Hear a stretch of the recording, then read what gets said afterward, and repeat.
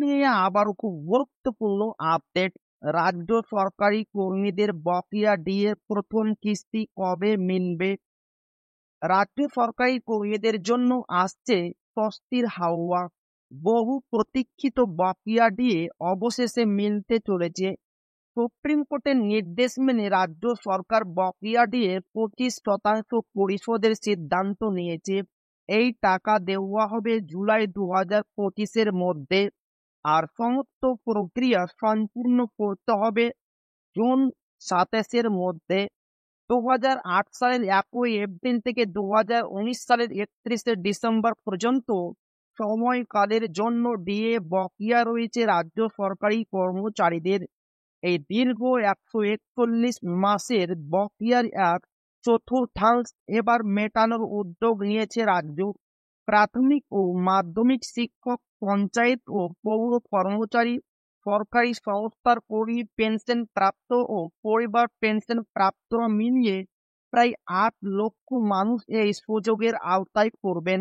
2025 সালের 16 মে supreme court নির্দেশ দেয় 4 সপ্তাহের মধ্যে রাজ্য সরকারকে বকেয়া ডিএর 25% কর্মীদের হাতে তুলে দিতে হবে। সেই নির্দেশ মান্য করেই নবান্ন এই পদক্ষেপ গ্রহণ করেছে। ইতিমধ্যেই অর্থ দপ্তরের তরফে জেলা ও বিভাগীয় পর্যায়ে নির্দেশ পাঠানো হয়েছে।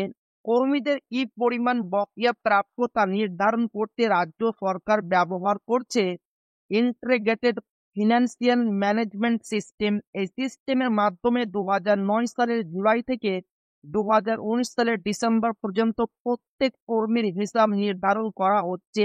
লক্ষ্য নির্দিষ্ট সময়সীমার মধ্যে যথাযথ অর্থ প্রদান নিশ্চিত করা।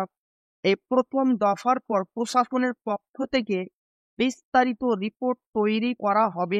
সেই রিপোর্টের ভিত্তিতে আগামী দিনে আরো কিস্তিতে বকেয়া পরিশোধের সম্ভাবনা রয়েছে। তবে কবে মিলবে পরবর্তী দফা সে বিষয়ে এখনো সরকারিভাবে কিছু জানানো হয়নি। তো এই ছিল ডিএ নিয়ে খুব গুরুত্বপূর্ণ আপডেট যা আপনাদের মাঝে শেয়ার করলাম। তো ভিডিওটি ভালো লাগলে অবশ্যই আপনার বন্ধুদের শেয়ার করবেন যাতে তাদের উপকার হয়। আর আপনি যদি এখনো আমাদের চ্যানেলকে সাবস্ক্রাইব না করে থাকেন তো অবশ্যই চ্যানেলকে সাবস্ক্রাইব করবেন এবং আমাদের পাশে থাকবেন। তো আবারও দেখা হবে ডিএ রিলেটেড খুব গুরুত্বপূর্ণ ভিডিওতে।